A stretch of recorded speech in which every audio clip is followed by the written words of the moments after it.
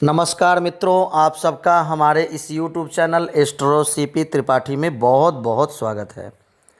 मित्रों, आज हम विषय लेकर के पहुँचे हैं, हमें ब्राह्मण को दक्षिणा क्यों देनी चाहिए। इसी विषय को हम आगे बढ़ाते हैं। इससे पूर्व आप हमारे चैनल पर नए हैं तो हमारे चैनल को सब्सक्राइब कीजिए, वीडियो को लाइक कीजिए और बेल आइकन को प्रेस कीजिए और पूरे वीडियो में अंत तक बने रहिए और वीडियो को पूरा देखिए। पूरा शास्त्र प्रमाण के साथ हम ये वीडियो बनाए हैं, आप पूरे वीडियो का आनंद लीजिए। मित्रों, ब्राह्मणों की दक्षिणा हवन की पूर्णाहुति करके एक मुहूर्त यानी कि 24 मिनट के अंदर में दे देनी चाहिए, अन्यथा मुहूर्त बीतने पर 100 गुना बढ़ जाती है और 3 रात बीतने पर 1000 गुना, सप्ताह बाद 2000 गुना, महीने के बाद 1 लाख गुना और संवत्सर बीतने पर 3 करोड़ गुना यजमान को देनी होती है।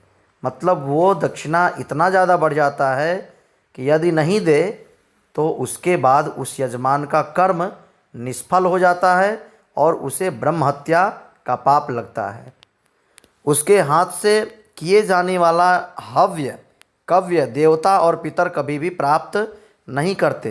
ये हम अपने मुंह की बात नहीं कर रहे हैं, ये शास्त्र प्रमाण के साथ हम बोल रहे हैं। इसलिए ब्राह्मणों की दक्षिणा जितनी जल्दी हो दे देनी चाहिए।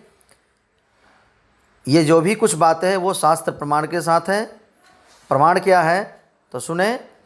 मुहूर्ते समतीते तु भवेच्छत गुणा च सा त्रिरात्रे तद्दश गुणा सप्ताहे द्विगुणा मता मासे लक्ष गुणा प्रोक्ता ब्राह्मणानां च वर्धते संवत्सर व्यतीते तु त्रिकोटि गुणा भवेत् कर्म तद्य जमानानां सर्वंच निष्फलं भवेत् स ब्रह्म स्वापहारी च न कर्मार्हो सुरुचिर नरः।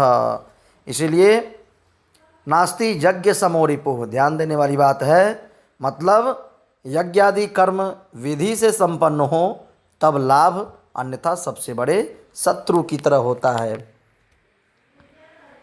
गीता में स्वयं भगवान ने कहा, विधिहीनम सृष्टान्नम मंत्रहीनम दक्षिणम श्रद्धा विरहितम यज्ञम तामसम परिचक्षते।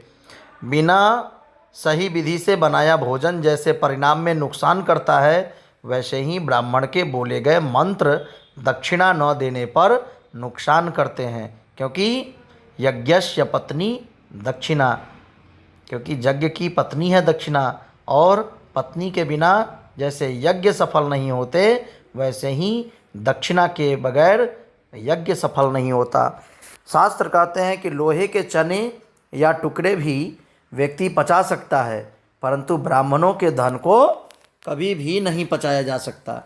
किसी भी उपाय से ब्राह्मणों का धन लेने वाला हमेशा दुख ही पाता है। इस पर एक कहानी सुनाता हूँ, शास्त्रों में वर्णित।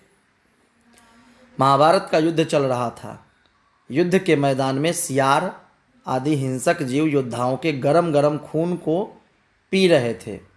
इतने में ही धृष्टद्युम्न ने तलवार से पुत्र शोक से दुखी निशस्त्र द्रोणाचार्य की गर्दन को काट दी। तब द्रोणाचार्य के गरम गरम खून को पीने के लिए सियारिन दौड़ती है। तो सियार अपने सियारिन से कहता है, प्रिय विप्र रक्तोयम गलत दहती। यह ब्राह्मण का खून है, इसे मत पीना, यह शरीर को गला गला करके नष्ट कर देता है।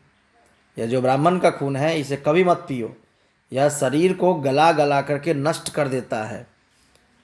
तब उस सियारिन ने भी ब्राह्मण द्रोणाचार्य का रक्तपान नहीं किया। ऋषि मुनियों का कर के रूप में खून लेने पर ही रावण के कुल का संहार हो गया। इसलिए जीवन में कभी भी ब्राह्मणों के द्रव्य का अपहरण किसी भी रूप में नहीं करना चाहिए। वित्त साठ्यम न कुर्वीत सती द्रव्ये फलप्रदम।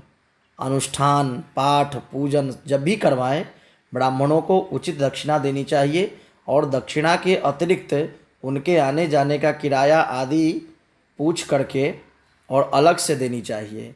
उसके बाद विनम्रता से ब्राह्मणों की वचनों द्वारा भी संतुष्टि करते हुए आशीर्वाद लेनी चाहिए। ऐसा करने पर ब्राह्मण मुंह से नहीं बल्कि हृदय से आशीर्वाद देता है और तब यजमान का कल्याण हो जाता है। यत्र भुंक्ते द्विजस्तस्मात् तत्र भुंक्ते हरिः स्वयं। जिस घर में इस तरह श्रद्धा से ब्राह्मण भोजन करवाया जाता है वहाँ ब्राह्मण के रूप में स्वयं भगवान ही भोजन करते हैं। विशेष बातें आपको बताएं, ब्राह्मण से कर्मकांड कराने के बाद उसको दक्षिणा दे करके उसे प्रणाम करके उसे प्रसन्न मुख से विदा करनी चाहिए। तो ये थे ब्राह्मणों को दक्षिणा देने के लाभ और दक्षिणा न देने से हानि। इसलिए सदैव यजमान आप लोग ध्यान दें कि ब्राह्मणों को दक्षिणा क्यों देनी चाहिए और समय पर क्यों देनी चाहिए और संतुष्टिप्रद दक्षिणा क्यों देनी चाहिए, वो मैंने शास्त्रीय विधि को बताया। बाकी आगे मर्जी। धन्यवाद।